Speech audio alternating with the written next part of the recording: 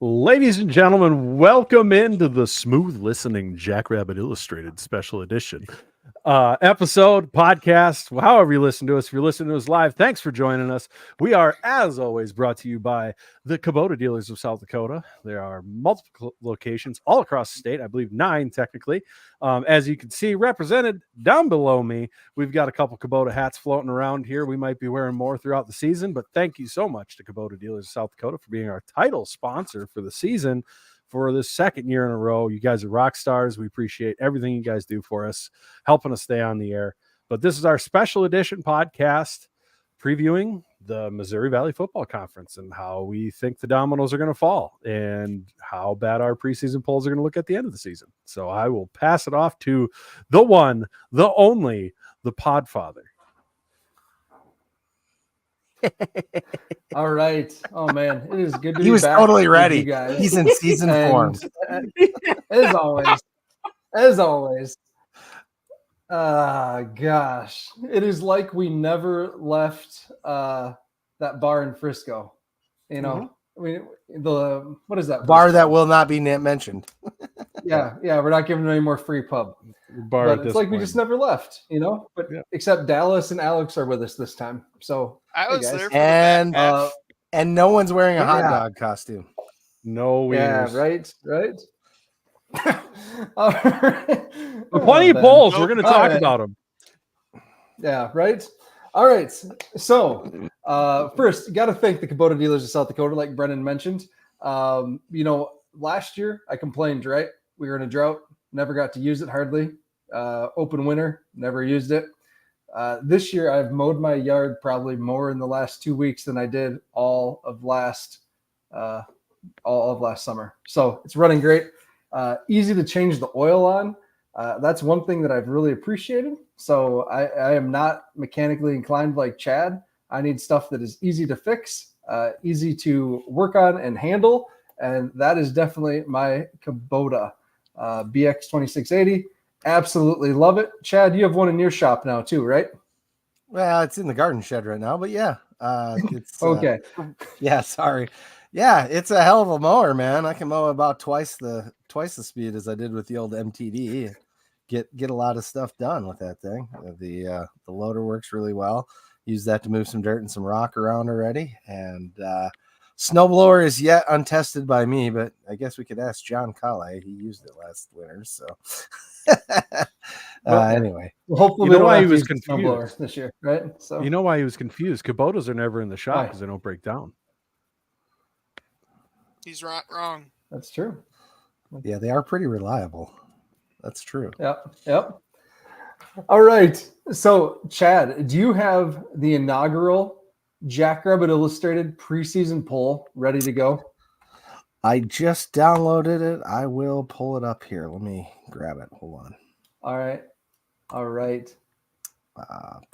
So this was something that just today Alex messaged our group and said, "Hey, what are we talking about tonight?" And I said, "Well, we should probably put a poll together. So send me your rankings."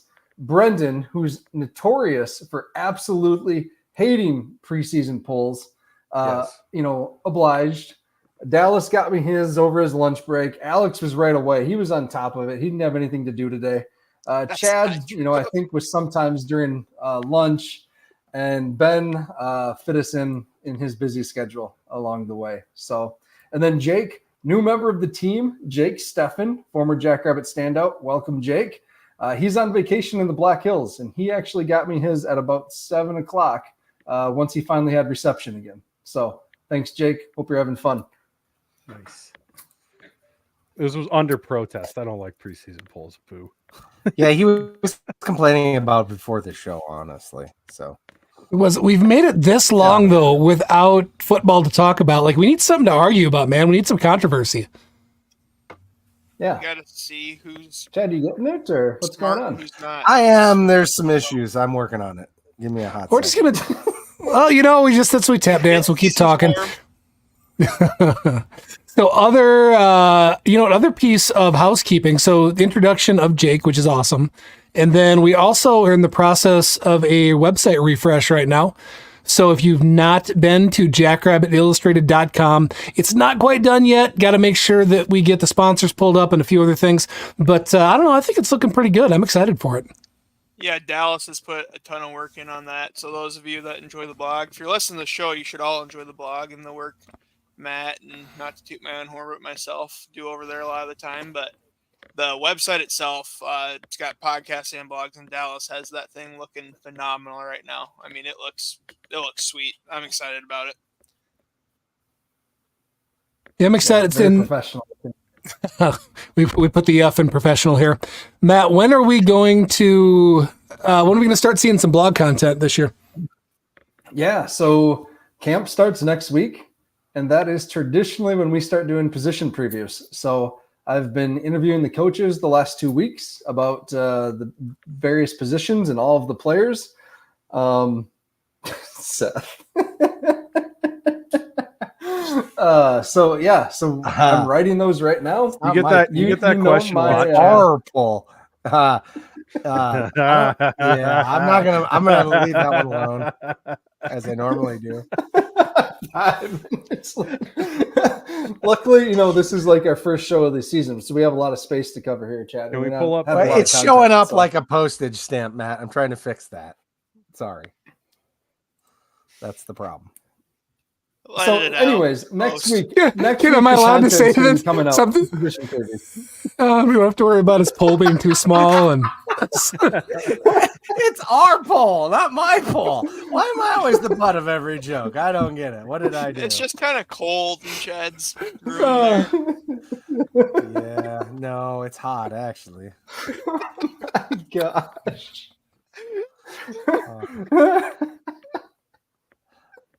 I would be better off just to make a new one.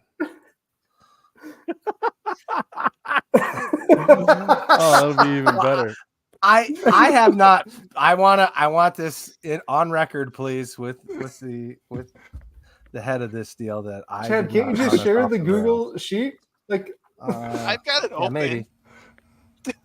I was trying to share the other thing. Yeah, go ahead and share it out. Yeah, dude, just share the Google sheet. Yeah, that's fine. Okay, I thought you wanted just the one and not the rest of them. So. Nah, we got them all flustered. No, we're going to be transparent. We're going to be transparent with our votes. Oh, it's fine. Yeah, we're going to show our votes. We're going to show our one. And we'll give more I'll reason get in on the joke now. Because NDSU, unlike some certain unnamed FCS personalities that are old and passed by the Blue Bloods. And did you get it, Alex? Since I don't have my presenter rights currently, I think one of you guys gotta. I'll do it. Hold on, I'll get up there, but I'm trying to. This is preseason, folks. Preseason in action. Thank you for tuning in. I'm stuck on your Kinkle model. That's the problem. It shouldn't be showing yet. I'll answer Scott's question. I never rehearse the intro. That's not a. That's I don't believe in rehearsal. He didn't even do the right thing. So. Everybody else thought it was the right thing. Nobody knows it's the wrong thing until I say something. You tell them. That's true. It's showing that you can edit. Oh yeah. The beard's gone, Kevin. The beard's gone. It'll be back in football season. I got a newborn this year, so I like the feel of her cheek against my cheek when I hold her. So I don't have a beard right now.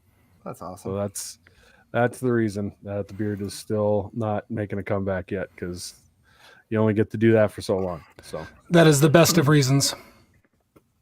Probably the only one. How is dad life, by the way? Or like dad life with a baby, good. Newborn life. Well, here's what I tell everybody who asks, because I've got a 12-year-old, Taylin, and then now we've got Xena. And it's kind of like we've done this before with our dogs, where you have two well-behaved dogs, and you're like, "This will be easy. Let's get a third one." And then you get the young one that's not trained or anything yet, and you're like, "Oh God, this is what it was like." So it's a little bit like that, But it's great. Yeah. It's great. She's super strong. This might surprise people. She's tall, and all that jazz.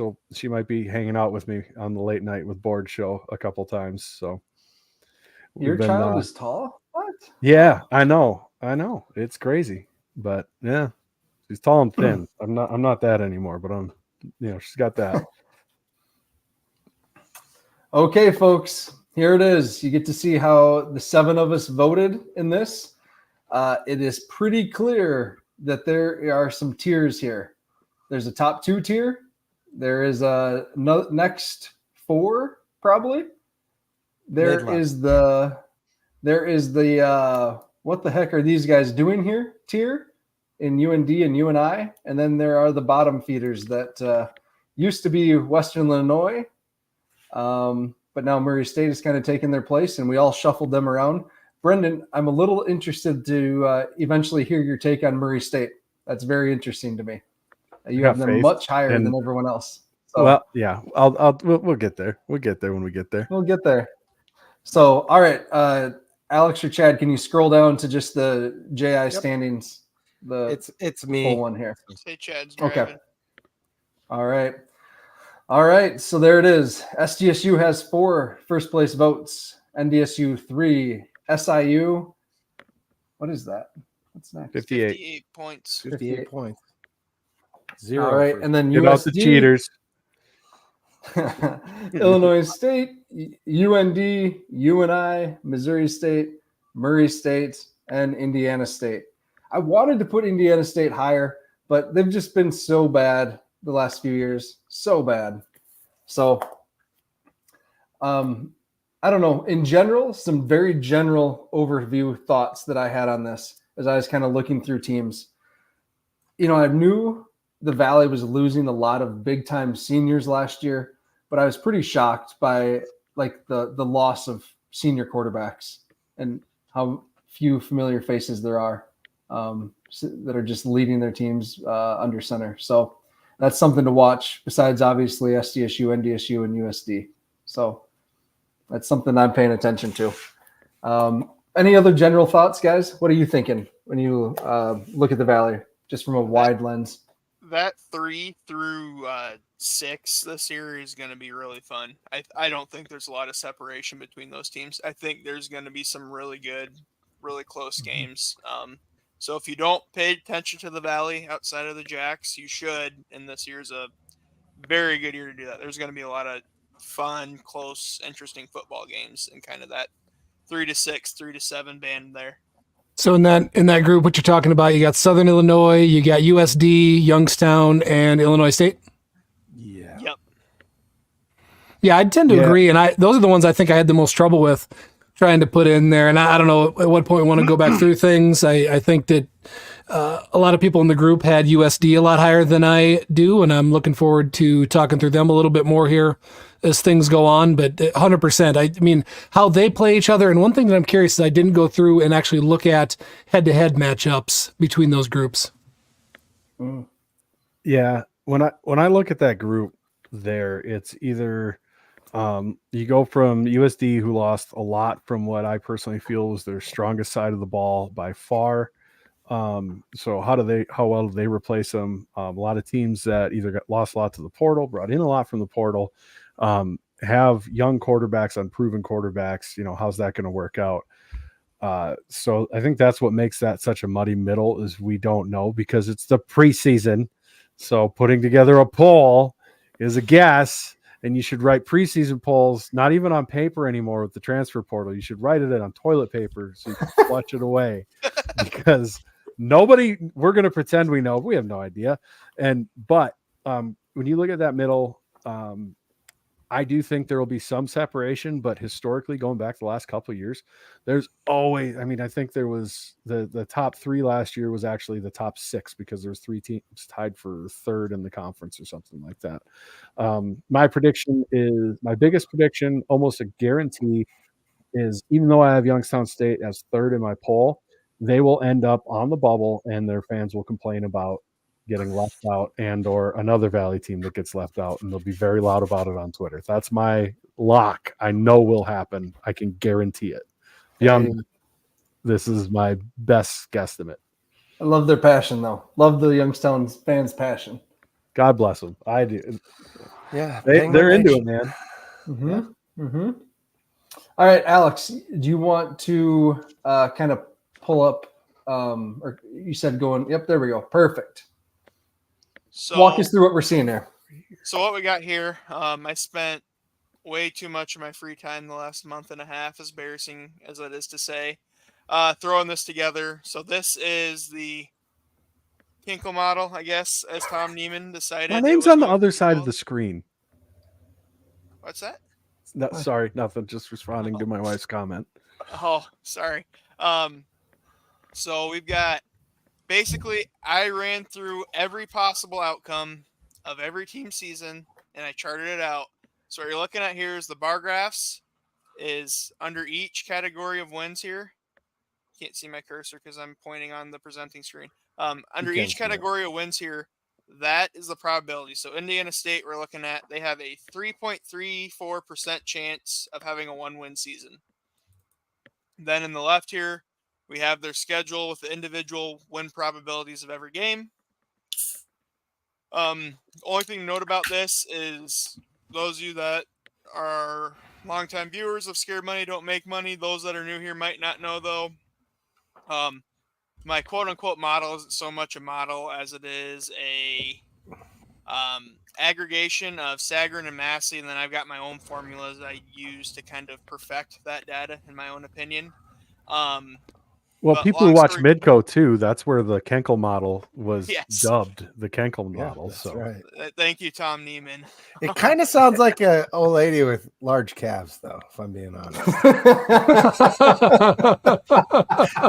Is that what is she modeling? Is that like a type of model, like a hand model? It's a Kinkle model. Sorry. I will only ever think that now, Chad. You're welcome. I've thought it for far too long. We're going to make a logo for that. Before we dive into this all here, the only thing to note is Sagarin is not updated for the season yet. So this is actually roughly 2/3 predictive for this year, 1/3 data based upon last year. But college football, most of us know that's not the end of the world. Programs are programs for a reason, especially at the college level, because they recruit and develop well, especially at the FCS level. So without further ado, I figured we'd just walk through the teams backwards here as they were at the MVFC media poll. And then we can look at each team's odds and then talk about anything specific to each team that we have kind of want to keep an eye on this year. I guess I can start with the trees here. I just had a couple notes. So they had 3 starting quarterbacks last year. 2 are gone. The one that did play last year was Elijah Owens. He was a true freshman last year. He got his 4 starts. He was pretty shaky, but he's a true freshman playing in the Valley. That's to be expected. Their coach was really high on him in his media day interview. He thinks he's going to be pretty good. Only other comment I had is the Trees lost a lot on what's an otherwise pretty bad team, so I don't really – we'll call a spade a spade. They're going to be bad this year.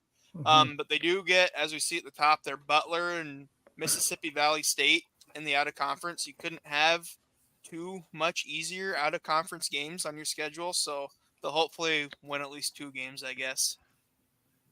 Yeah, with the loss of some really key defenders, some veterans on the other side, their running back Justin Dinka is gone, I believe too. He hit the portal.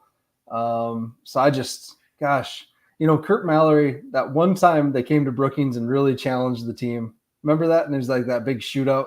Yep. And we all thought, or I thought for sure, Indiana State had turned a corner. They were a program on the rise, and they just can't get out of their own way right now. What a mess. Where do you start with a program like this? Yeah. They're back where they were, and then Mallory had that couple years of momentum where they almost made the playoffs. Probably should have made the playoffs if I remember right. The one year it felt like they got snubbed just because they're Indiana State, and they're just back to what they were, and every conference has cellar dwellers, and you need a cellar dweller somewhere, and that's just Indiana State's role. I guess I don't know. Yeah, right. It's easy to see looking at all the red. They basically look like they'll win 2 games for sure, and that's about it. It's amazing to me that the game at number 25 Eastern Illinois is one of their higher percent chances compared to some bad teams like Missouri State. Are we going to talk about somebody giving Missouri State a first place poll vote in the official poll? Like, we can talk about that. What? Yeah. Do you think can media members vote for their own team? Do you think Wyatt Wheeler just did it to be funny? I think it had to have been Wyatt Wheeler's walk-off shot. Just yeah. double bird to everybody, just walking off. I mean, I can see Wyatt doing that, just his personality. Like, yes. Like, Yeah. Get mad about it. Who cares? Gosh. I All wasn't right. even mad about it. I'm like, oh my God, that's funny. Yeah, it's just funny. Yeah. All right. Who's next? Oh, all right. The Racers. Are you going through it, Alex? I can start again too. Yeah. So It's your model. I don't want to take everyone else's talking points, but so they got new first-year head coach Jody Wright. This is his first head coaching job. He hasn't even been a coordinator before, but he has a lot of P4 and NFL experience, which is probably why he got the job. Two interesting notes I have for Jacks fans. Former Sioux Falls, Washington quarterback Jaden Johansson transferred there from South Dakota School of Mines. He started every game for the Hard Rockers the last 3 years. Wright spoke highly of him at Media Day and expects him to compete for the starting job. The other note I had on that kind of goes hand in hand is Murray State's new quarterback coach is Zeb Noland, who a lot of you'll know for playing for the Bison. Zeb and Johansson were actually teammates. Johansson's true freshman year when he was originally in Fargo. So that kind of just adds a little fuel to probably going to see Johansson start. I'm kind of curious on Murray. I'm not like gonna go out and bet the house that they're gonna win a lot of games, but like Kevin says, they definitely have the potential to sneak up on a few people this year. Watch out if he isn't better than Zeb Nolan. My take, I really like Jaden Johansson personally. I liked him out of high school. It just didn't work out to get him here in Brookings, and he spent that year up in Fargo. Transferred out to play. Like you said, Alex had a very successful career out there. So kudos to him for looking for a D1 opportunity. And so I expect him to get the starting spot. I mean, just his maturity. That's a program that needs some stability. And I guess he's going to do it for a year. And I think he'll be okay. I did not make that connection that they were teammates at NDSU. Good job on that. But Digger, man. Yeah. In general, though, like this is another program, Murray State, that is in such a weird spot geographically. Tanner Castora brought this up last year, that you're recruiting against so many different schools in that area that it's going to be really hard to ever get your footing, truly. I mean, they had so many transfers out this last year. I mean, they lost their quarterback to Southern Illinois, right?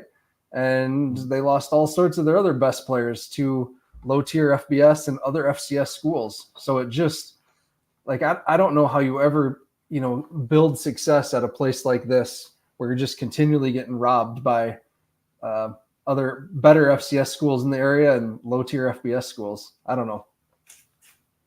Yeah, for Murray State, maybe I guess I'm enamored with them because they're new. And the horse. I mean, they have a horse race around the track. If you're going to have a track, race a damn horse around it when you score a touchdown, by God. And God bless them for doing it. I love it. But it's the only acceptable reason to have a track, right? Yeah.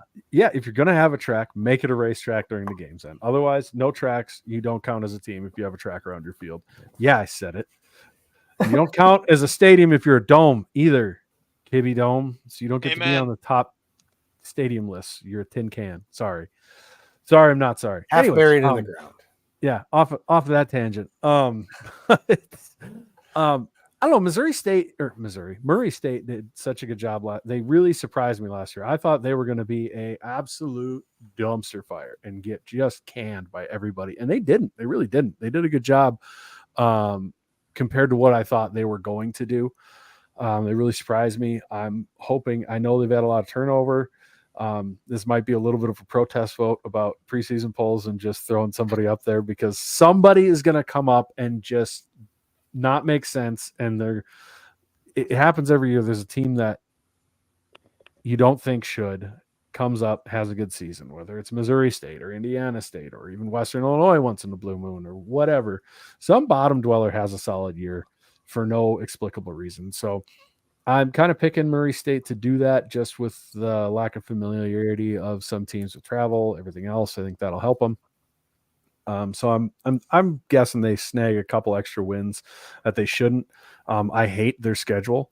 Why are you scheduling 2 FBS teams like Two that? To ranked- me, Two yeah, ranked SEC teams. yeah, that shouldn't. I'm gonna say this with my whole They want chest. the money. That should not be allowed. If you're gonna be in this conference, you don't get to do that. If you want to be a broke ass team that needs to whore out for money, go play in the Big South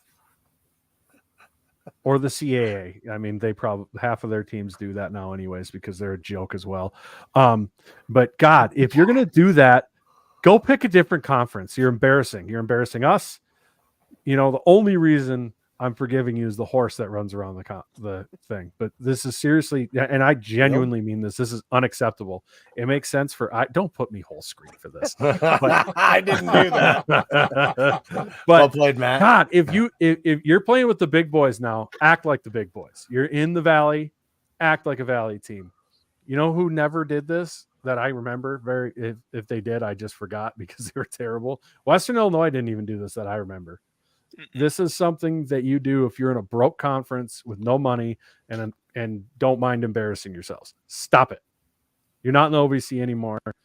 This probably is unfair for me to dig on them for because they just came from the OVC and the schedule is probably set up. Those games were probably scheduled before they came from the OVC. So maybe I shouldn't be so hard on them, but this is no more. You're done. No. Don't do this anymore. You're embarrassing yourself. You're embarrassing us by association. Stop it. So Yeah, that's I'm excited to see tirade.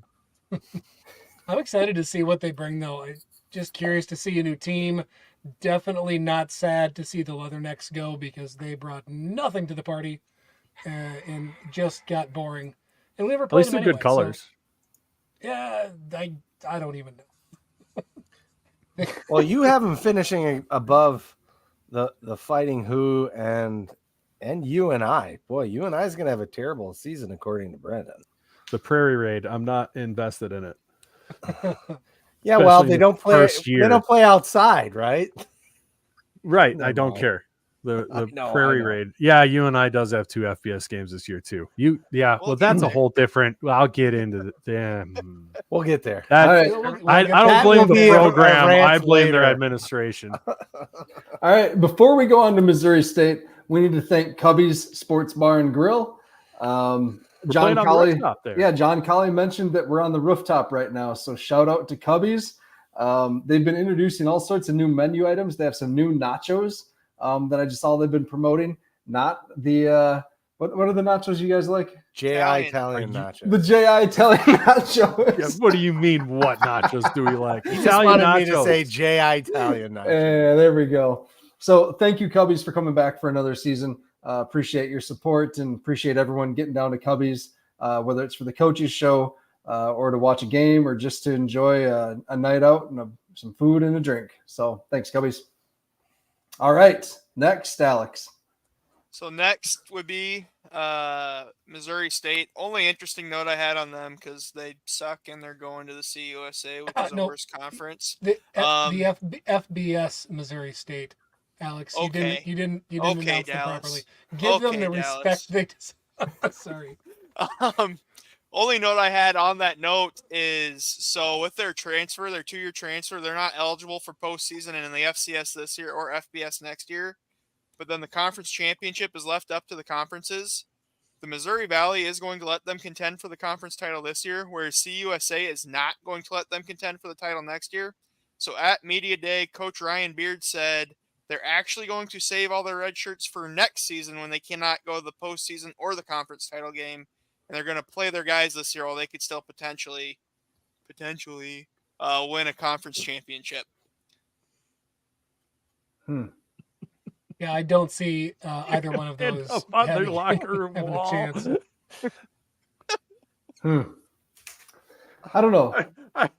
I'm going to send a screenshot of you doing that down to Missouri State just so they put it on the wall because that'd be hysterical. We play them last Alex. game of the year. I don't know. Missouri State again lost a lot to the transfer portal. Raylan Sharp's gone. Their other quarterback is gone. defensively graduated a number of guys that they had on a defense that wasn't terrible, but wasn't great either. I don't know. I thought last year, Alex, you were kind of on the Missouri State train for a while last year, but I mean, they just never really materialized. I don't know. I liked pieces. They just didn't gel well. Jordan Pacho, who is the backup, who got the starting job after Jacob Clark got hurt. That's how FBS they are. Is their starting quarterback went to transfer to go start at a UAC school. What are we doing here? Doing UAC stuff, obviously. UAC, yeah. Does it bother you that they're going up to FBS a little bit, Alex? Is that sticking in your craw, buddy? It's you say that. They have to live in full Springfield, disclosure. Missouri. There's a guy I got in one of my way too many Twitter arguments with earlier this week trying to say the CUSA is better than the Missouri Valley. That is where my animosity is coming from. He wound up. Hey, you know what? If you're going to suck, you might as well make it expensive. So. Right? why go run the back of the B-Mods and you can go run back of the sprint cars? Chad's the only one that'll get that reference, but something about cars that go fast. Right? I got a feeling. Unless you're driving a 305, and in that case, they're not. It's like watching paint dry. So, whatever. Yeah, all right. Stock car shit. Let's go. All right. These guys are quitting. We've talked about them long enough. Let's move on. Yep. Too much attention. That's all the time you get, Missouri State, you cowards. Last game of the season, though. That is right. I am interested in that game. So last game of the season is where we play down there. Plaster's just a weird place to play sometimes. Weird shit happens down there. Fast track. It's true. I mean, you mean like their field's bad and we're not able to play on it? No, it's not a bad field. It's just it is COVID. Sorry. Yeah, right. It's just an interesting space. Chase Mason's going to go for 350 and 4 down there. Book it. All right. So, anyways, that's just a game to watch. I'm interested in it. And then we come to the Panthers. So I did have that note in my note, Seth. They've got 2 FBS games this year, Nebraska and Hawaii. Kind of different. Way different than playing 2 SEC's teams. Hawaii is not playing a ranked team. Hawaii, I don't talk too much crap on Hawaii. I kind of like Hawaii. Other notes I had, Jared Pennig, much like brother Trevor, legit O-line prospect if you're watching some UNI games this year. New OC Luke Falk, who brought the spread to UNI, is gone. He had a family situation, evidently. So wide receiver coach Joel Falani has been named interim head coach, but Farley has not committed to him calling the plays. He said he's going to give some of the other position coaches a chance to call plays and fall ball, and he'll go from there. Only other thing I had is Sam Schnee is gone. He was leader of Missouri Valley receiving yards last year. So are we going to see him really throw all over the R. Kelly turf down there?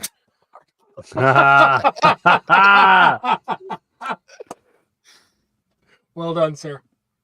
That's brilliant. Well, yeah, I don't think so. Maybe if their OC didn't have to dip out, then maybe they'd have thrown all over the yard. I have a hard time seeing Farley let it get too much like that. I don't have the rant on UNI like I do with Murray because I feel bad for UNI as a program and their fans. Just with their last AD was a joke, and you could see that when I mean, when you get an interim AD in and all of a sudden money starts screaming into the program, it tells you a lot about what the last AD was, and the fact he stayed employed is just impressive. So I feel a little bad. I West Gym without him.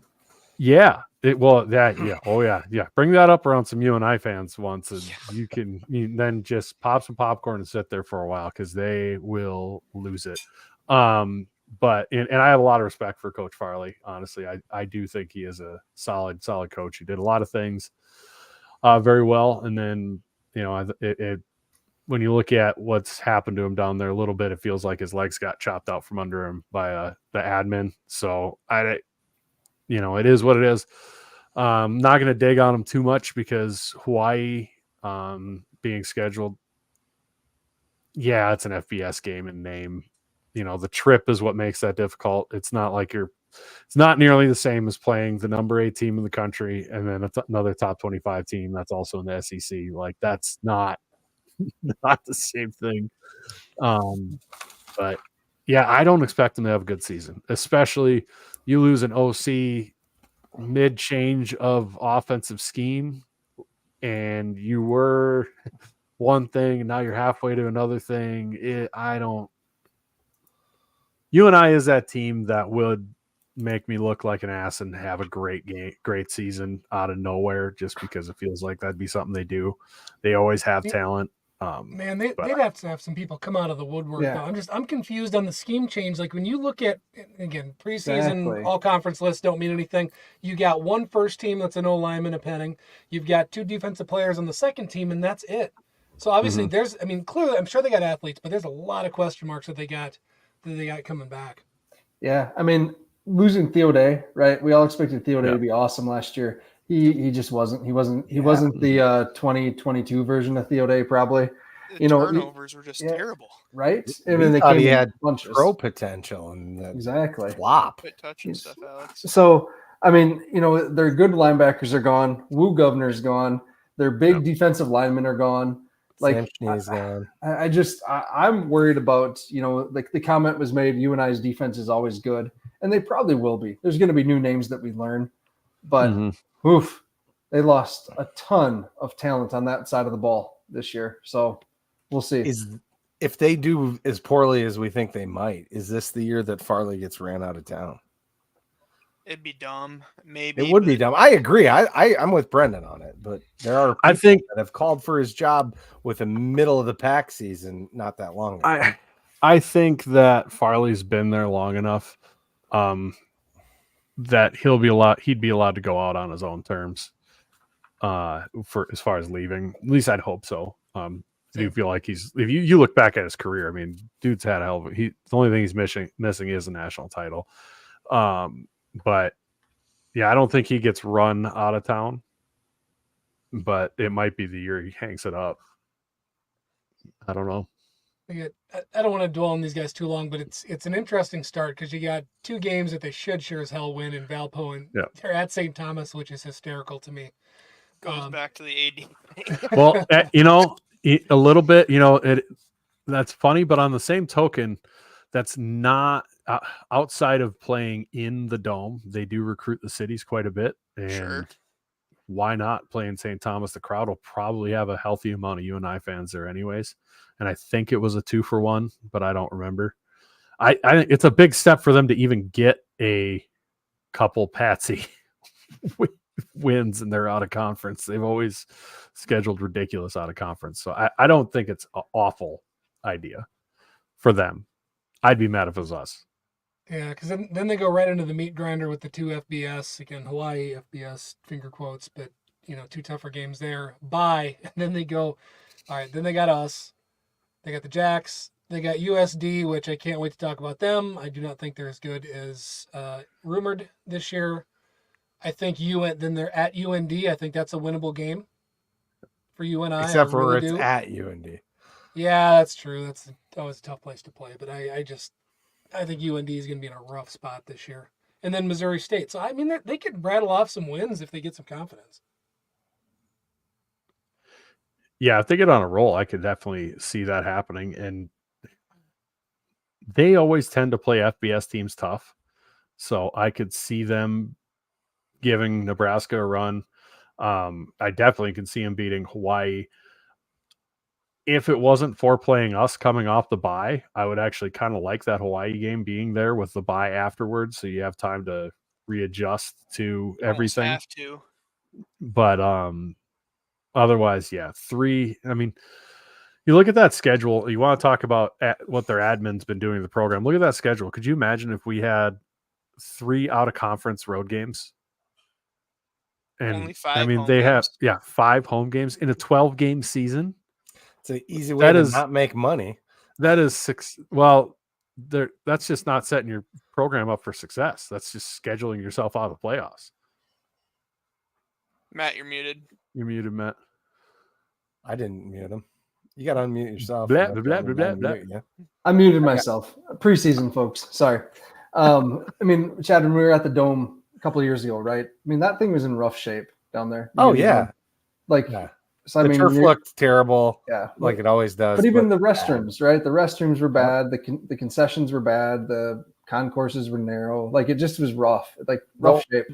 The whole thing kind of had a we're letting it slide and go downhill vibe. Yeah. Like the give a shit just wasn't really visible.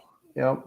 And if you're doing what did we say? 5 home games, like on a 12-game schedule, like that's not cool. And can you imagine, guys, like you're going to play Nebraska, who's going to be tough. Like they're not going to be like Nebraska of old, but they're going to be a good team this year. That's going to be a physical matchup. Like UNI is going to be hurting after that. And then you have to take this long ass flight out to Hawaii. Like that's rough, man, alive. I mean, if I was UNI, I'd leave some of your guys home if they're even sort of dinged up. Like let them rest. Don't make them sit on that plane. I don't know. But who's going to want to miss a trip to Hawaii, right? I mean, That's true. you got to have at least one day of like Screw around, free especially time. with the bye week I mean, after. it's in season. I don't know that there would be. But I guess it's coming out of a bye. All right. So tell you what, we talked about Cubbies and how awesome they are.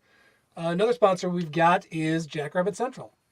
And we are proudly sponsored by Jackrabbit Central. They are the go-to source for South Dakota State University gear. Whether you're looking for the latest apparel, accessories, gifts, or have anything you're looking for to show off your Jackrabbit pride, you can find Jackrabbit Central at 2 convenient locations on campus and in downtown Brookings, right near Cubbies.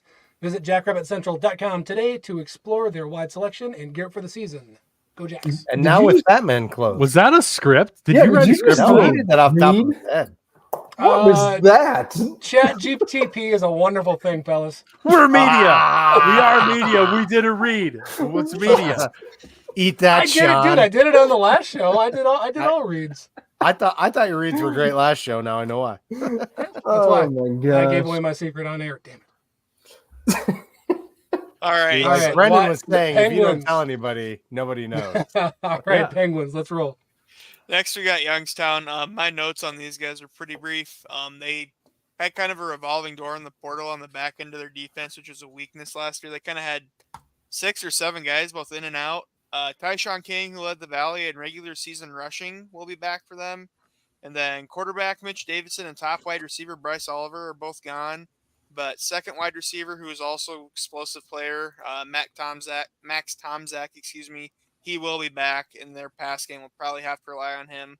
They've hearing their coach talk, Doug Phillips. They got 2 or 3 guys they're pretty big on kind of all giving snaps this fall. So be interesting to see how that quarterback battle shapes out once again on this team as well. I didn't listen to that, Alex. Did he say, are they going to choose one or are they doing a rotation? I think it sounds like they're going to choose that. So if you look at the schedule, that's kind of the crapper of the deal is you got to go to Villanova, who I think is going to be a very good team this year. Right away, week 1. I mean, you don't have time to figure it out, unfortunately. That's a game you need to win if you want a top 16 seed, because remember this year, top 16 seeds, automatic home game. Yeah, Brendan. Go ahead, Chad. I was just going to say, Brendan, you're pretty high on YSU in your poll. Maybe unpack that for us. Oh, you want like a position by position thing?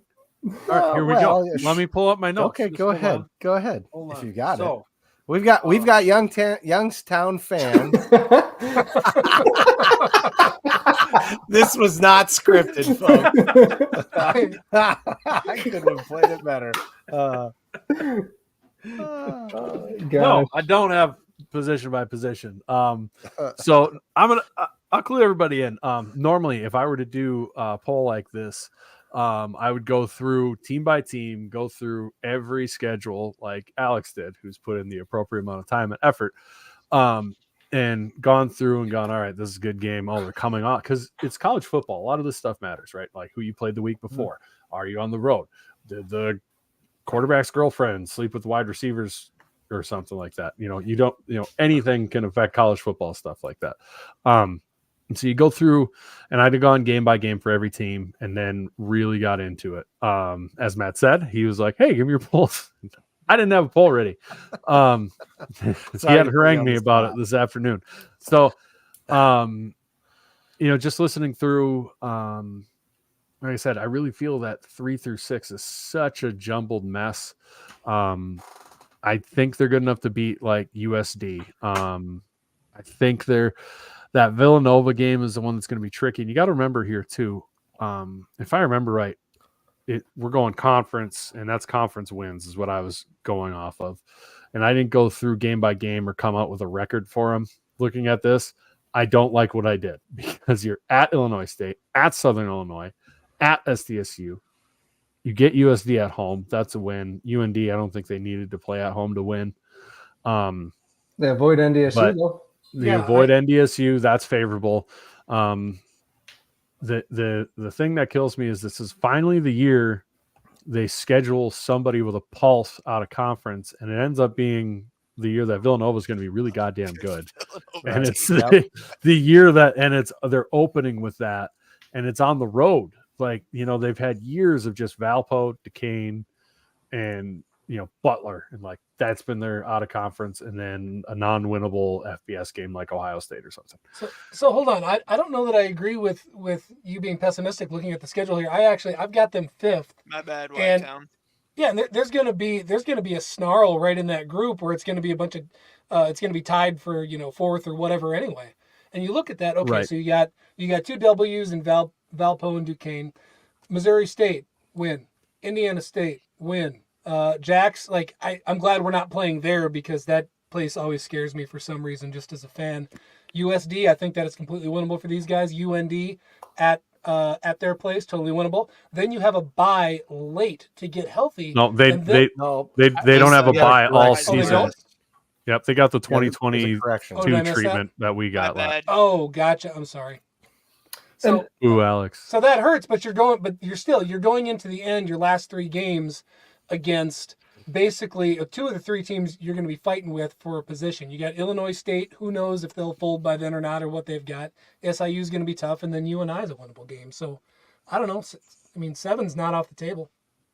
Yeah, I got them going 7-5 with 4 wins basically guaranteed. So that basically matches what Alex has up here. And I do think 7 to 8 wins gets 3rd place. I don't know anything about Pitt this year either. At Pitt FBS. Yes. But one of the Youngstown accounts posted the historical matchups with Pitt, and I know that doesn't matter to this year's outcome, but historically, Youngstown has actually played Pitt really tough, like within a score or 2. Like, it's not blowout city, and so anything can happen with that. Pitt's not typically a great FBS school, and who knows what this new quarterback for them can do. My big question for Youngstown is the defense again. They just lost so many pieces for a unit that was playing pretty good ball at times last year. Alex, you mentioned the secondary, but the defensive line too, to graduation, to transfer portal. And I know a lot of the Youngstown accounts, again, have been kind of happy that a lot of those guys have moved on, because they think they have some really good young players that are going to step up on the defensive line. We'll see. Like, the Missouri Valley is not always super friendly to young talent in the trenches. So we'll see how that goes. In case you're actually wondering, Pitt finished 84th on the Sagarin last year, which is terrible. Again, no idea what they're bringing back, but that ends up being, you can knock off teams in that range for sure. Yep. Yeah, I would look at Pitt as a winnable game for a Valley team, not necessarily one that I would lock them in for. And that's the thing with preseason polls. If this was week 5, then okay, I feel a lot better about these games that look like swing games and we don't know for sure. I think they win the USD and UND games are locks. I think those are stone cold dead lead pipe locks. Most State, I think, is a lock. Indy State's a lock. It's the Illinois State and Southern Illinois that concern me. So, because they're on the road. Yeah. These guys just play Southern Illinois tough, though. Like, for whatever reason. I don't know. Yeah, they beat them allegedly. 38-3 last year, kind of out of nowhere. Oh, yeah. So you say. What's that mean? What? All right, hold on. We got to acknowledge. Acknowledge the Too comment here. much stuff, Dallas. Ignore me. No, I was just gonna say. I think we got to acknowledge the comments coming in from the Y-Town account. They beat SIU 3 straight years. I did not realize that. And then the comment is truly think Nova is the tougher one of the two games, meaning Nova or Pitt, which is interesting. Can't disagree. I don't know, much of anything about Pitt right now, but I like our chances better versus Pitt, to be honest, based on what Matt just said. So, all right. You make it to Hobo Day this year, Y-Town, let us know. You might not enjoy the football game, but we'll make sure you got a good time. Yeah. We'll make sure you don't. We'll make sure you don't remember it at least. Don't remember the Yeah. football game. And honestly, hit us up on Twitter. Hit Matt's account up on Twitter. We're serious about that. We'll find you. Yes, meet other FCS absolutely. folks. 100%. All right, next. So I'm going to open the floor with this next one because as you saw in our poll, and you guys have access to my notes I share with all you guys, I am incredibly high on Illinois State, so maybe I'll let you guys lead off, and then I'll clean up what you don't touch on. Bold of you to think I can read, sir. So I'm not as high on them. I have them as the lower to mid tier, personally. But they're in that rat's nest. Go ahead. They're in that rat's nest we talked about. I do have them fourth in mine, and biggest reason is the number of studs they got coming back, and their how many preseason all-conference folks do they have. And again, that doesn't necessarily indicate performance, but it does tell you that there's a lot of people that played a lot of ball coming back because that's the only way you get on that. So first team, you got running back in King, got a wide receiver, an O-lineman, linebacker. Second team, DL, DB, linebacker. You got people at all three levels. And then 5 honorable mentions on both sides of the ball, or split between both sides of the ball. So, I mean, they've got experience for sure. Hey, who's the tackle that was on there? He's getting all sorts of draft pub. Zambrano? Hunter Zambrano. Zambrano. He's a good player. Yeah. So I don't know. I liked Mason King last year. Mason Blakemore, formerly known as, changed his name. So I mean, he's a hard runner, shifty. Who ends up being the quarterback? I don't know. Tommy Rittenhouse didn't impress me, obviously, when he came to Brookings the one time. But who knows? That's been a long time ago. He could have improved. So I don't know. Illinois State could be all right. Sobkowitz is the real deal. I really like him at wide receiver. Was that last year he gave Dyshawn some grief, I think? He was on Beanham a lot of the night. But yeah, I mean, we all obviously know how good Dallas Beanham is. And Dallas struggled with him all night. I mean, pretty bad. Have we confirmed Annexstad's out of eligibility? Yes. Just want to make sure because he's been, I think he's my age. Yeah. He might be. He is playing at Minnesota when you were at NDSU, Dallas. Very well got a kid graduating high school soon. He could have been, could have been on the team with his kid. Anybody that is just listening to this, which awesome, thank you. But you should head to YouTube or Facebook or Twitter, I guess. Check out one of our accounts and watch this because as we're going through these slides, like Alex explained at the beginning, he's got win percentage by number of wins for each team, and it's really interesting to see where that peaks. So this one you've got what 6 is the 38.8% at 6, but you can see kind of the higher end of the percentage is on the positive side of that. Yep. Yeah, so this one's the most interesting to me because there's not much to the right, less wins than 6, but there's, a decent chance at 7, 8, or 9. So we will see. And this is the swing when they're off of our schedule. We don't see them. One thing looking at this schedule right now, Iowa, right? We saw how physical Iowa plays 2 years ago. Illinois State does not have the depth that we have as a program. They just don't at this point in their program. Any key injuries, if Mason Blakemore or whatever goes down, I mean, they're in trouble. Like they are in big trouble as a team, as an offense. So I would just watch that game. Illinois State just get out of there without having any catastrophic injuries. Like that would be my key to the game in that one. So just to kind of, and I didn't mean to cut anyone else off that thoughts, but like I said, I had a lot of notes on these guys, as you guys saw. To round up what you guys all said, Mason, the artist formerly known as Mason Blakemore, now Mason King. He was second in yards per carry to only Isaiah Davis last year in the Missouri Valley. They bring back 4 of their 5 offensive line starters, including Zambrano, who we talked about is getting draft talk. Amir Abdullah, returning All-American, led the Valley in sacks last year. He's going to lead that defense. I didn't think their defense was that bad last year. You listen to Brock Spack's media availability. He was very down in the mouth on how their defense played last year. He expects much better.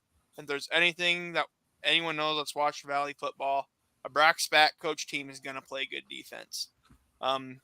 We touched on Sobkowitz. That kid is unreal. We've got one of the most underrated secondaries, I think, if that's even possible.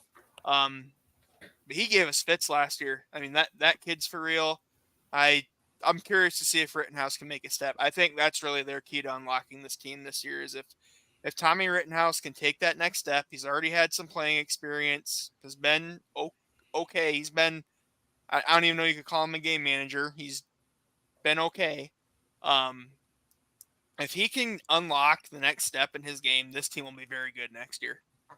I'll go on record as saying that. Interesting. I'm excited. I'm excited to see what they are. I just have a hard time believing in Illinois State. I don't know. Since they lost Robinson, they've had a lot of years where they've looked good, looked like they were going to be really good, and then just kind of fizzle out. And they end up having a game where they go to like NDSU, play them super tough, and then drop games they shouldn't. Like, I won't be surprised if they're the team that Murray State ends up beating for some reason because it's on the road. And then for whatever reason, the season spirals after that. I believe a lot in despite my feud with the Kinkle model, it's not known, but me and your model are not on speaking terms ever since Coach Rogers walked up to us and said, why do you guys even have scared money don't make money? Just listen to the model. So it is my life goal to bury the model this year. I'm going to just destroy it. I want to beat the model so badly that Alex is questioning whether he should do it again next year. Jeez. In other words, we know Coach watches your show. Yeah, I try to forget that part of it. Moment. I don't. Oh, Coach Rogers actually watches what we say. Yeah, he doesn't have to do that. That's scary. But no, I'm gonna bury the model this year. Ben, I don't even care. Ben can beat me by 30 games as long as I beat the model. Guys, I have some news here, quick. So we have a follow on the main JI account from the facilities and operations manager for Murray State. That came in here. Awesome. So let's go. Yes, we are intrigued Will by your he horse, sir. Yeah. Will he What or is your she? horse's name? I don't want to know if they'll let Brendan ride the horse if he shows up for a home game. Can the horse go to road games? We have an equestrian Brendan facility. I'm going to follow him back, and we're going to start a dialogue. If they bring the horse, I will watch the game on my phone from the equestrian facility, and I will live stream the horse running if they score.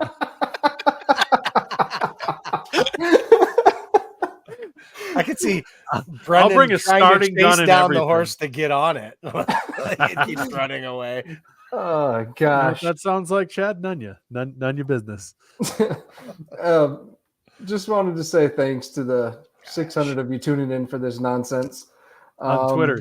Thank you, Twitter bots. Thanks, Twitter. Yeah, thank you, Twitter bots. But Big also fans wanted of to yours, say thank you to Culver's of Brookings and Watertown for supporting us since we started sponsorships. Seth and his crew, you guys are awesome. Really appreciate you. Appreciate your cheese curds. Appreciate your butter burgers with cheddar cheese. The curd burger, yep, that's for sure. And definitely the mint Oreo concrete mixer. Oh, and one other thing, since I know he'll be listening, someday I'll get to appreciate my Scoopy tokens that Ben owes me. I haven't forgotten, Ben. You lost the bet. Pay my Scoopy tokens. All right. Give it between a Wisconsinite and a Scoopy token. Thanks, Culver's. Next, that brings us to the effing Hawks. My notes, I had a lot of turnover, both coaching staff and players. They lost Schuster, most of the O-line, and Freund, as we're obviously very familiar with, getting Big Sam pork Hagen school. and Danny Freund. Shut up, Brendan. Offensive Or they mainstays. focus on the lower regions. Offensive mainstays, Bo Belquist and Gavin Zebarth will be back. Whatever success they have will really lean on those guys. Wyatt Pettigo is back for their defense. He's their tackle leader last year, but he's really the only one of note. Only other interesting tidbit I had, there's kind of some rumors. With all these kids leaving, are they setting it up? This is a lame duck year for Baba. Baba. Oh my goodness. Bubba. They're going to force him into retirement at the end of the year. They actually kind of shortly after that conversation started, he's extended through the end of 2026. So that was my notes on the Fighting Hawks, guys. That was an interesting move too. So looking at the screen here, on the percentage, the win percentage by number of wins, heavily favors 6 at 43%, 24% chance of 7 wins. I mean, that's where it looks like the model's trending. I don't. Is there anywhere I can bet on this? Because I would hammer the under on that. Oh, I mean, hammer the under. I have them at 6 and 7, so yeah, or 6 and 6. Sorry. I don't think they got a chance of that. I think there's just too much turnover. I honestly have no ill will against the program. I like the program, respect the hell out of that coach. It's going to be tough. Idaho. Oh my gosh, I either drink more or less whiskey as we're going. You are on fire. I think Easy that for you Idaho to say. State game is even way trickier than the model's giving it credit for. Agreed. Dan Hawkins has now joined Cody Hawkins as an assistant. He's got all sorts of experience and ideas. That offense is going to be kind of crazy this year, I think. Yeah, if it wasn't a home game, I would actually bet Idaho State to win that game.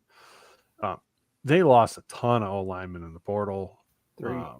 You lose Schuster. I mean, dude, if they don't have, if they're whoever takes over the starting job is not good, they're gonna be in trouble. They cannot afford to start slow. If they start slow and drop like an Idaho State game, it's going to be a really long year. Oh, they have to win that because, okay, let's go through the schedule here. Iowa State, loss. Montana, loss.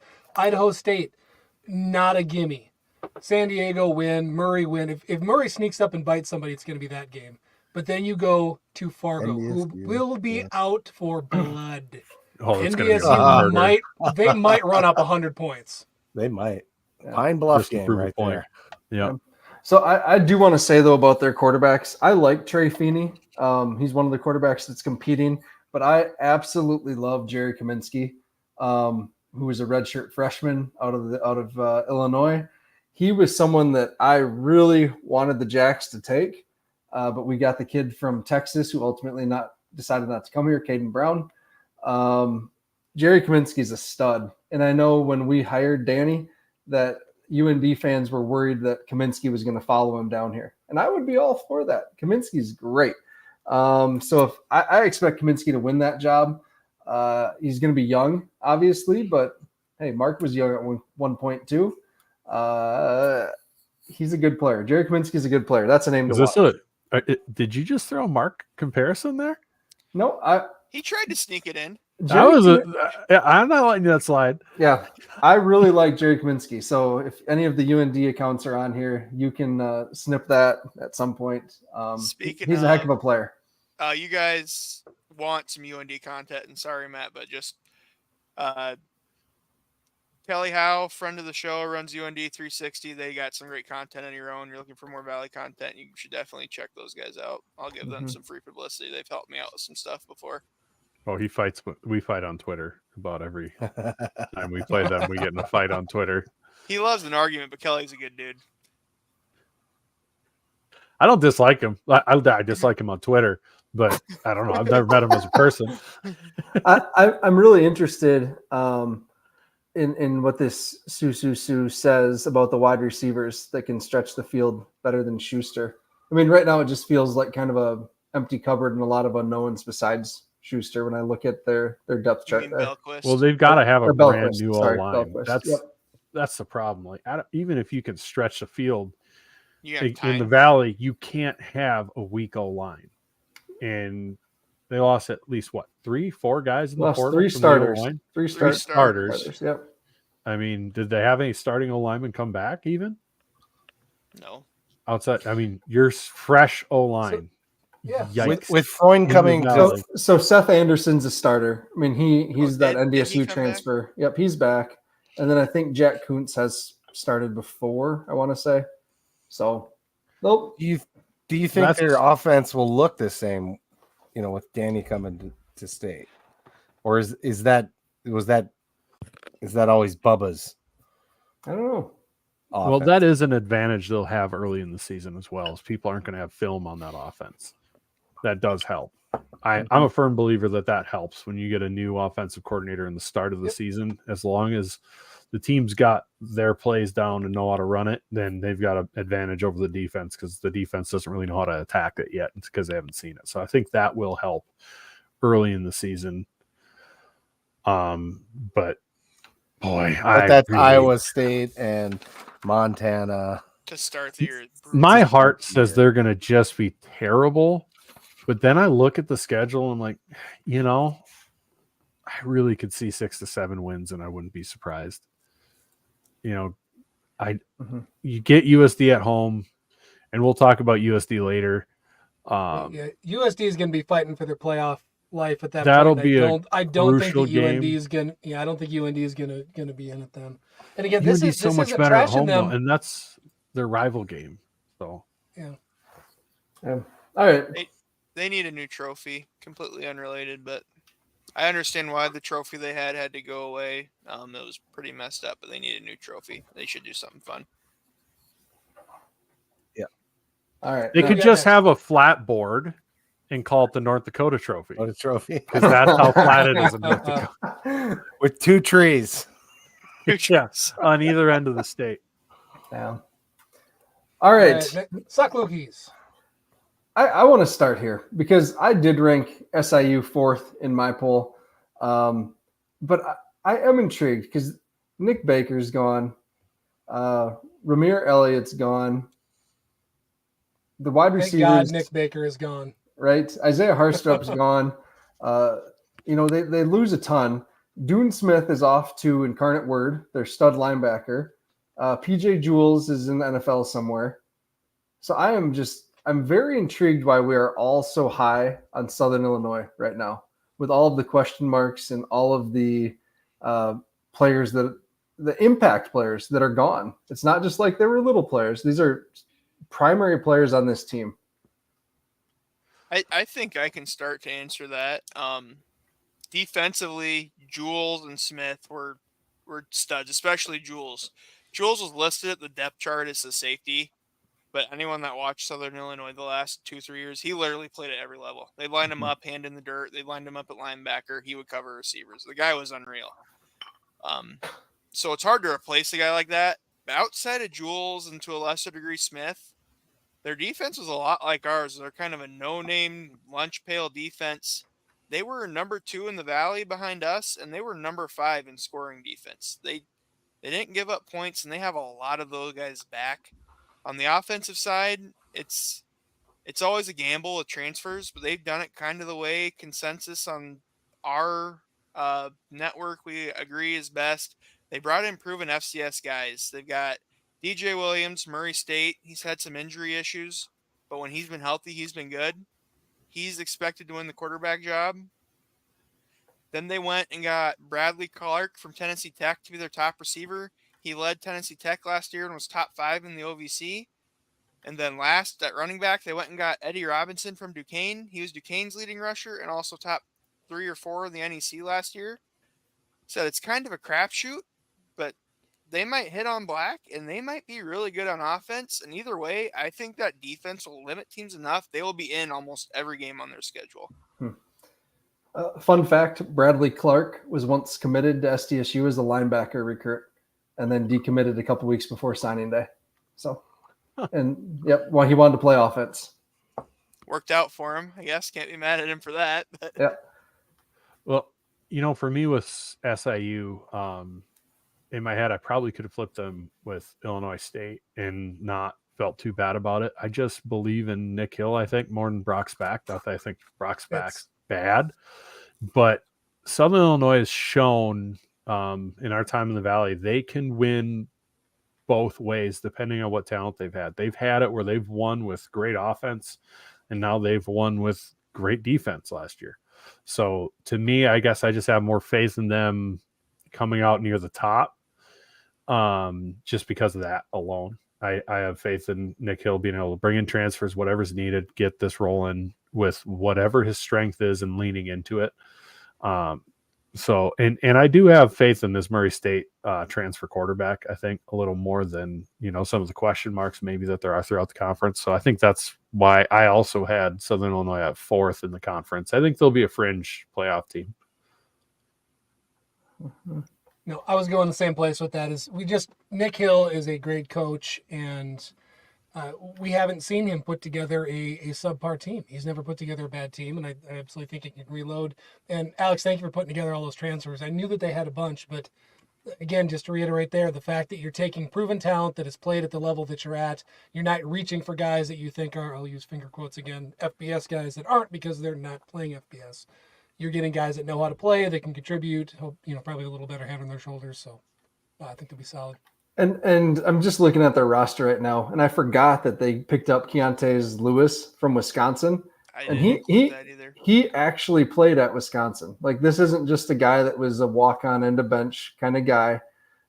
He had last year, I guess in 2022, he had 20 catches for 313 yards and 3 touchdowns. So, I mean, he played in the Big Ten and actually had a decent role.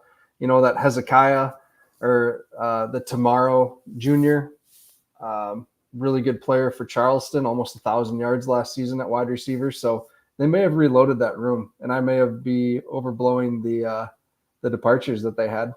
So, hey, good job on Southern Illinois for getting your roster updated, by the way.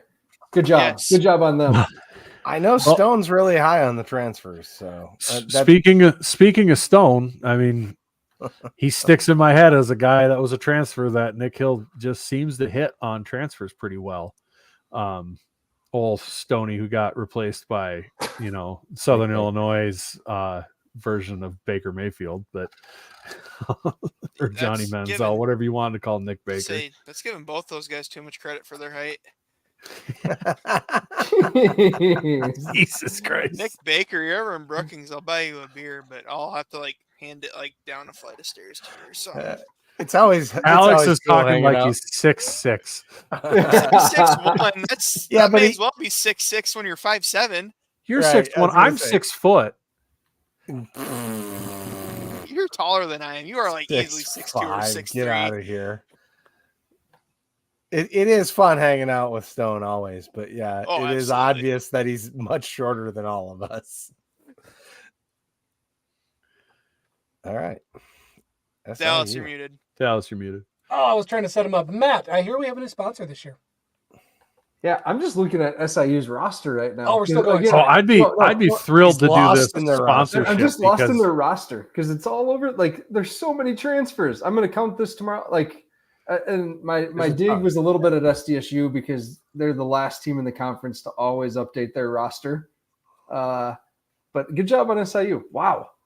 That's a shit ton of transfers. This is like Bobby Petrino, on steroids at Mo State. God. Okay, I'm dropping him down a couple notches then if he's dropping Bobby Petrino. Yeah, why did you have to do him dirty like that, Matt? Right. Wow. So if you've got a ton of transfers, you're probably out putting a lot of miles in, driving around, and your vehicle could get dirty. Brendan, what would you do then?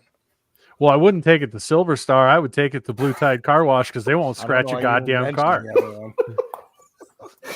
Blue Tide does a great job, and they clean your car fantastically.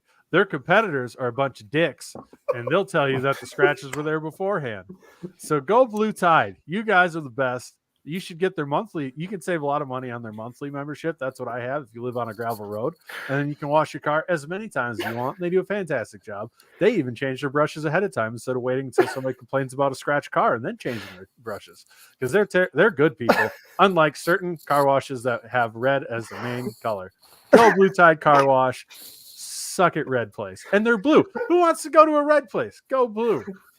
There's Tell a, us how you really Go feel. blue. Go blue Tide Car Wash. there's a I blue was Tide so in I've been Brookings. waiting for this one. Get your Yes. wash on the way home I from the kn- game. My wife and I knew it. washed my wife's car after church yesterday. That was my poor attempt at reining this back in. Oh No, my that God. was a great attempt. Who do we got next after the sock lookies? I hope it was worth it. It was. Ooh. Rick's gonna send you a text, Matt. Speaking of red, up next we've got the USD Coyotes. I've got my Blue thoughts. Tide Who did wants not to tell start me here? to say that, by the way. That's my personal opinion. So if I'm still starting here, my notes on USD, they returned 5-11 starters on defense, but the guys they lost were big. They lost All-American and NFL draft pick Miles Harden on the outside at corner. They lost all MVFC D lineman Brendan Webb, and they lost their entire starting linebacker core, including one All-American and two All-MVFC guys. They do, however, have some big names returning in the form of nose tackle Nick Gase, cornerback Shaheed Barros, and safety Dennis Shorter. They added a lot of transfer guys they seem to be real intentional about picking off guys from the Ivy and Pioneer who they think can play. We'll see if that works out for them. That's not me saying it's not. That's genuinely me saying we'll see if that works out for them. Almost all their skill guys are back on offense. Aiden Bauman's back. Running backs Tyson Pierre Jr. are back. Wide receivers Bell and Martins are back. Tight end Galbraith's getting some early draft talk. He's back. The only thing they did lose was running back Nate Thomas, who I think was the best of their three backs beforehand. He went to Idaho, but they replaced him with Montana State transfer Garrett Kuhn. Other notes of being back, transfers, SDSU wide receiver AJ Coons, after being the second leading wide receiver for Western Illinois last year, is now looking to break into the USD rotation. And then a kind of interesting thing to watch from my perspective, the backup quarterback is a huge question. I don't know how much anyone else paid attention to their spring game. My Argus Leader subscription I got their write-up, whatever. Their three backups behind Bauman averaged 1.7 interceptions in that spring game. They had to spin it as a great defensive performance when in reality their backup quarterbacks don't know how to throw a football. They're looking for their first ever back-to-back seasons that end in playoffs and back-to-back seasons ending in playoffs and being ranked. That's what my note said. That is what I had on JSD. Do you suppose just South Dakota went after all those Ivy transfers because they once considered themselves the Harvard of the Prairie? Chad, we can only hope. Was that before or after they had all the grammatical errors on their billboards? I thought you were going That was before, that. I'm pretty It's, sure. that you're going somewhere else too.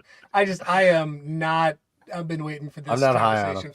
No, I've been waiting for this conversation for a long time. Last year on this pod, I picked them. I was the only person out of absolutely nowhere outside of maybe the coaching staff and some of their parents. I picked them very highly in the conference due to their schedule. I picked them to host playoff games, and I host them to win. The only thing that I didn't see coming was that that North Dakota State win last year, but I think that flips. I think this is a 500 team this year at best, and I'll let somebody else take it from there. Since I'm on Team Dallas here, and I was the other guy that had them lower than most, Portland State win percentage, nice. But 6'9", beyond that, 6'9". well, you didn't have to say it. I said nice. That's all we needed to do. That was the double. That wasn't me. I want the Podfather to recognize that wasn't my doing. I'm surprised that we don't have ROT weighing in on that one. Yeah, speaking of the R. Kelly turf, USD is once again trying to copy everything UNI does, from the dome to how the dome's set up to now their turf. Just reverse the colors and make it look like you didn't copy us, and have a coyote P in the middle of it so it looks like a square. Anyways, all right, this is not me being a jerk. I'm taking my bias out of this as much as I can. I am very much with Dallas just because they were a defensive team last year. I know Todd on the Blue Bloods, if you listen to the MVFC preview that he does with Zach McKinnell, you should. They're great. We love those guys. He very much tried to champion USD's offense as one of the best offenses in the FCS last year because they were efficient, and he's very stuck on that stat. I think he must really love the movie Moneyball because he loves analytics. But yeah, yards per play is what it was. Yards per play, they were like 12th in the country or something. But I think they brought back a lot on offense. They lost a lot on defense. If that new defense doesn't get their footing right away, I can't see this. I can't see this offense being able to step in and switch what they are and what they were good at last year, and that was being a slow tempo offense and driving the ball methodically down the field and playing the field position game. Excuse me. If their defense can't stand up, you need both for that to work. And I'm not sold on their defense yet. And the other thing about USD, just as a program over the years, what I've noticed is they're very momentum driven. If they don't start well, they just crash and burn. It's just been the way it has been. Now, I know Josh Davis has had a massive effect on that program, so much so that they made a special endowment for him to keep him. But that's a different they're like topic. jackrabbits down there. Who doesn't? Manchu guy is their secondary coach. I have a what? Anyways, I'm not being a jerk. I could see that Portland State game as being absolutely pivotal for them. Yeah, that's not a gimme. Because Portland State can score points. It's a weird field. It's way out on the West Coast. Yeah. And teams struggle there. You and I struggled there when you and I was solid. Mm-hmm. That could be a potential problem if Portland State starts scoring. I don't know if they can keep up. And if they lose that game, yeah, you beat Drake. But then you got Southern Illinois coming in. If Southern Illinois is what Dallas and I think they're going to be, a pretty solid team, that's tough, but at least it's at home. And after that, boy, I don't know. I don't see them winning at Youngstown. They're just not as good outside of the dome. That's just reality. I mean, they almost lost to Indiana State last year on the road. You know, they're coming to Brookings. They haven't won there since the turn of the century.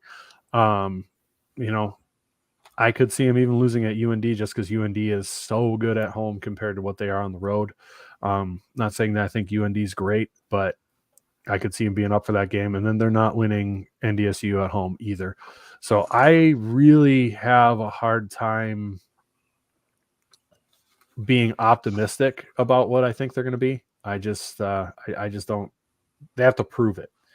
They've done this enough times where they've been good for a flash in the pan, and then they lose what got them there, and then they don't replace it. So I'm very curious how it's going to turn out. If you look at Alex's model here with the win percentages, this looks exactly like that. Sorry, who's the last team I called out where he was heavily on 6 wins? Youngstown? Illinois State. Illinois State? That was Illinois State. This looks very close to Illinois State. Yeah. The way that this is split. And I think that they're going to fall the other direction. And I think it's more likely. Now it's not, I think another, I said a 500 team, I think 7-5 back into the playoffs. And then, you get a favorable draw the first round. So they could win one playoff game and go 8-6. And I would not be shocked at all. But I don't think that this is like a shooting star, on the rise, going to hit the upper echelon team right now. Yeah. For me, I'm, I like their offense probably more than you guys are saying, more than I probably should. You look at it and it's a pretty talented starting lineup. Again, injuries though are going to be pivotal in this. At Wisconsin, again, they're going to get beat up in that game. They do not have the depth. And then that trip out to Portland State, like you guys touched on, very similar to you and I's trip. Maybe not all the way to Hawaii, but still, it's a long trip. I should have saved the Culvers for this one. And Wisconsin. Yeah. Shaheed Barrows, Alex, you mentioned him on Sam Herder's podcast with Jay Elson. Barrows hurt his knee in either the playoff game or late in the season. They don't know if Barrows is going to be back even playing this year. That will be huge. So if they don't have Barrows or Harden at corner, that's going to be really corners. interesting. Yeah. So, their safeties are good, but 2 new corners in the Valley, especially with those corners were so pivotal last year, along with the linebackers, along with that the good defensive end that you named. So I do like their interior guys. Nick Gaze is a good player, and then Blake Holden from Watertown. Those are 2 good players in the middle on that defensive line. So, but offensively, I've loved Charles Pierre Jr. I think he's a really fun player, that fun running back. I think he might, if it wasn't for Tice's seniority, I would start him over Tice personally. And then that other freshman they had last year. Don't do that. I know, right? But I like Charles Pierre Jr. I like Tice, and I like that other quick little freshman they have. Aiden Bauman, we met him last year. Good dude. He's a good dude. He is a good dude. Great guy. Again, I've said this for how many years now? I think USD's offensive line is going to be improved. They're experienced. They bring in a transfer from Texas Tech that does look like he can actually play. They have some big boys. It's just whether or not they're in shape and can actually play a full game. We'll see. But if things don't go right for them, the wheels will really fall off, I think. I'd agree. Yeah. Yeah. I don't want to paint the picture that this is the same team that, that there was 10 years ago or whatever. And I guess just reference Zach McKinnell commented in that he doesn't think they're a top 15 team. I think that's worth mentioning because I trust his opinion way more than any of us clowns. Yes, right now. But again, I don't mean to say that this is a bad team. It's a terrible program as much as I like to joke and rip on the other in-state school. I don't think that they're quite there yet. And I think that last year, again, was a little over-exaggerated due to their schedule, and they got some momentum, and they got on a run, and I don't think they're going to get that momentum this year. They're not going to have that benefit. And a terrific senior class. They had a terrific senior class last year on defense especially. My only closing thoughts on that, if they are serious as a program and a fan base of getting to our level, not to sound completely pretentious, but to sound completely pretentious for a second, I think 7 to 8 wins is very attainable. I think pending what shakes out the rest of the country, that will be good enough to get them in the playoffs. Like Dallas kind of talked about that. Dallas and I had talked about that offline. 8-6, 9-6 is maybe not attainable or not unattainable for them. Their fan base should be happy with that. It's the first time he made back-to-back playoffs. It'll be the first time he finished years back-to-back ranked. But with just some of the ridiculous Frisco talk they have right now, I mean, I wouldn't be mad about it if their fan base went in a turtle show. Oh, we only made the second round again. But, guys, come on. You haven't done that twice in a row, ever. Yeah. Hang another one of them little playoff banners for that. You seem to love doing that. Hey, let's move on to NDSU, and then we can be done. Because we have SDSU. We can do offensive preview and defensive preview in the next couple of weeks. Let's talk about the Bison. Rev. All right, so NDSU, I picked them first in my preseason poll here. Again, the game against us is up there in Fargo. That's kind of what determined it. Miles, my 8-year-old, asked me, why would you pick NDSU to be first? And I said, well, I think NDSU is going to be extra motivated this year. The senior class has never won against SDSU, I don't think, right? For the most part, these true seniors. I think you're right. Train. And anyways, they're going to be motivated. Polisek is going to be motivated. He said something, I guess, during Green and Gold, their NIL group. There's been some comments made about NDSU losing so many kids in head-to-head matchups against SDSU recently. And in the Green and Gold thing, he said, if we had wanted those kids, we would have got them. Something, truly NDSU cocky, just like that. So again, he is bringing some swagger back to the program, some we are NDSU that maybe Ents had kind of lost a little bit. Is that where that hype video came from? Yeah, right. The hype video. But in all seriousness, Cam Miller, heck of a player. They have some talent coming back on offense, but again, they're Zach Mathis is gone, Eli Green's gone. A lot of their key contributors that were, really heating up that offense towards the end of last season are gone. And I'll let you guys maybe talk about the rest of their guys. Well, That and their offense is going to look different this year, I imagine. It won't be the same predictability on when we bring the other guy in. Are they going to run every time? So I can touch on what Matt and Chad both said with my notes here because they both covered a lot of it. That was very interesting. Polisek said in his media availability this week, he wants to bring back a lot of the Kleemanisms. He said they want to get back and falling in love with the process. I don't know if that was an intentional. Yes, Rev, I can't spell. I'm an engineer. I drive trains. I don't spell words. They want to fall back in love with the process. I don't know if that was an intentional or unintentional dig at Entz, but it sounds like he really wants to focus on the basics. And then to round out with what Chad was saying, sorry, I got to pull my notes back open here. He said he doesn't want to eliminate the quarterback run game necessarily, but he wants a running back to lead their rushing this year. He was very intentional about that comment. So once again, don't know if that was a direct or unintentional dig at Tyler Roll, but it was something he said.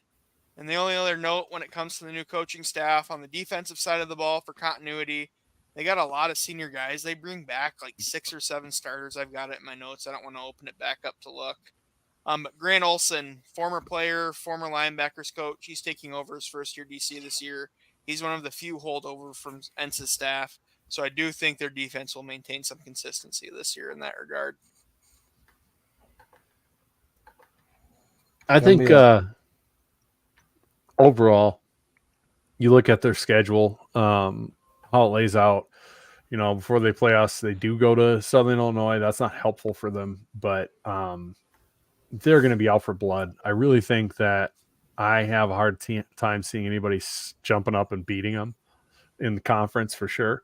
I think they go out and beat Colorado. I really do. Same. I think Tim Polisek was a great hire. Yeah, I'm about to. I've been waiting, hearing about how much money got put on Colorado to win that game. I'm waiting for that line to move some more, and then I'm going to just hammer that baby. I jumped on it at 8. That was a good line. Yeah, I think it's going to end up at 10 or something the way the public's betting, so I'm going to hammer them. But I just see them going through their schedule fairly easily, at least definitely leading up to the marker game, and they're going to have their blood up so high for that game.